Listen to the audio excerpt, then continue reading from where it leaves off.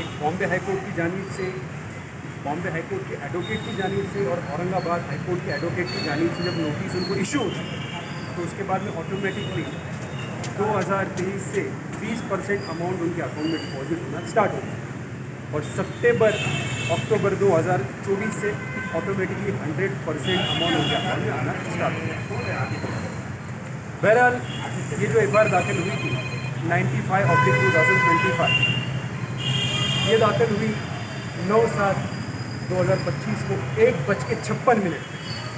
और पुलिस का कंटेंशन ऐसा था, प्रोसिक्यूशन की ऐसी स्टोरी थी कि चेयरमैन से लेकर तो नवीद अख्तर सगीर अहमद ने इसमें बहुत बड़ा अपहार किया है और एक नहीं तो कई मरतबा ये लोगों की फसलू करके शासन की भी फसलू इसमें की गई। तो उनके खिलाफ थरो इन्वेस्टिगेशन इंट्रोगेशन के बाद section 336(3), section 336(4), section 318(4), section 340, 339, 341, section 35 और बाद में सेक्शन 61(2) यानी इक्विवेलेंट देखा जाए एफपीसी से 420, 467, 468, 469, 470, 471, 34 और 120 भी बाद में अप्लाई होते हैं। और इन्वेस्टिगेशन के दरमियान में जब ये खुलासा होता है कि इसमें बहुत बड़ा इकोनॉमिकल ऑफेंस भी है, इसमें बहुत बड़ा इकोनॉमिकल मिस एप्रोप्रिएशन भी है, तो फर्दर इन्वेस्टिगेशन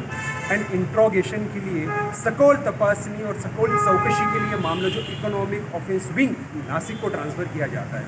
और उनकी जानिब से कहीं खुलासे सामने आते हैं। हमने कोर्ट में बहस करके यही बताया कि 3 जुलाई 2025 को जो हाई कोर्ट में रीट पिटीशन का ऑर्डर आया है, जो स्वी स्कूल हो, बड़ी मालेगांव हो, एटीटी स्कूल हो या दिगर स्कूल, जो स्कूल ने एक एप्लीकेशन दायर किया था रीट पिटीशन के ज़रिए कि कोई भी थर्ड पर्सन, जैसे कि उन्होंने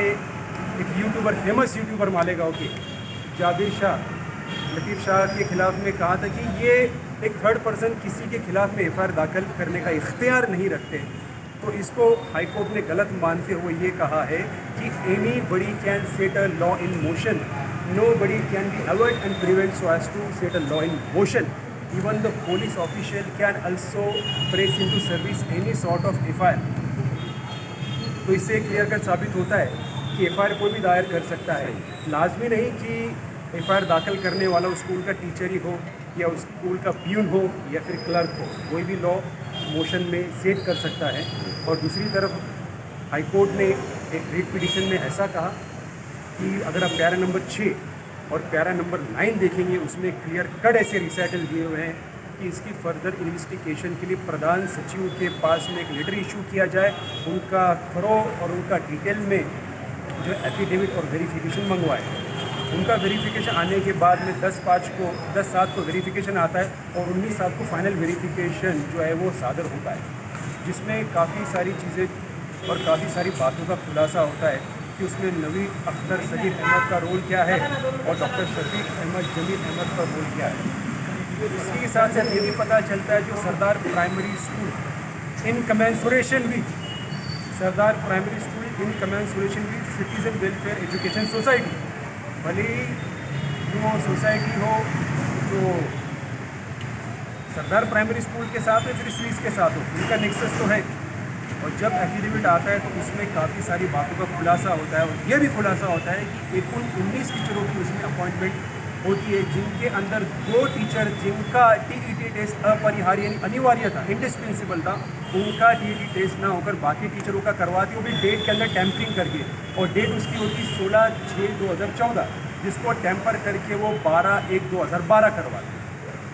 तो ये सारी चीज़ों का खुलासा हुआ। कोर्ट ने हमारी बातों को कंसिडर किया। हमने काफ़ी सारे case law, judgment, ruling, citations, Supreme Court के, हाई कोर्ट के बहुत सारे हमने डॉक्यूमेंट्स कोर्ट के सामने पेश किए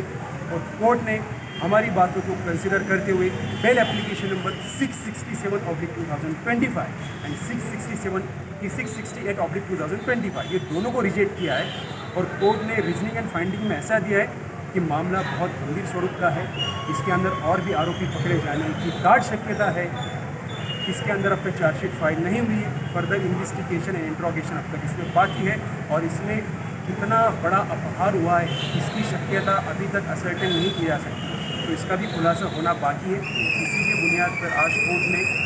शफीक अहमद, जमील अहमद से लेकर उस्मान गनी तक ये लोगों का एक सेपरेट बेल एप्लीकेशन वो रिजेक्ट किया और नवीद अख्तर सगीर अहमद का एक सेपरेट बेल एप्लीकेशन रिजेक्ट। अब बात रही नवीद अख्तर सगीर अहमद की, तो उनके खिलाफ अब तक कम से कम 5 CR पेंडिंग है। Azad Nagar police station 1106/2020, Azad Nagar police station 95/2025, Azad Nagar police station 87/2025 और मालेगांव तालुका पुलिस स्टेशन 702/2025। और उसके बाद में जो बड़ी मालेगांव का FIR दाखिल हुआ 181/2025। ये अब तक 5 से 6 FIR उनके खिलाफ में दायर हुई, जिसमें उनका बड़ी मालेगांव के एतबार से जो बेल एप्लीकेशन दायर किया था उसका बेल एप्लीकेशन नंबर 751/2025 वो 12 अगस्त 2025 को रिजेक्ट हुआ है। बाद में उन्होंने हाई कोर्ट के अंदर अप्रोच करके उस ऑर्डर के खिलाफ में बेल एप्लीकेशन फाइल किया, that is ABA bail application number 2366 और 2361/2025। उसमें 2 एप्लीकेशन फाइल किए गए, एक नवीद अख्तर का और दूसरा नासिर हुसैन का। ये दोनों ने इंटरिम भी मांगा था, दोनों का इंटरिम कोर्ट ने नामंजूर किया। कोर्ट ने दोनों को भी इंटरिम प्रोटेक्शन नहीं दिया है। इससे पता चलता है कि मामले की नोहियत और मामले की सीरियसनेस। तो आज बहरहाल कोर्ट ने हमारी बातों को मानते हुए दोनों का बेल एप्लीकेशन रिजेक्ट किया है और अभी इसका फर्दर इन्वेस्टिगेशन होगा। इकोनॉमिक जो विंग है, डिपार्टमेंट है, वो भी उसका डिटेल इन्वेस्टिगेशन करेगी और मुमकिन है कि आने वाले दिनों में बहुत सारे बड़े बड़े चेहरों का इसमें नाम सामने आए और वो लोग भी आरोपी बने। Thank you sir.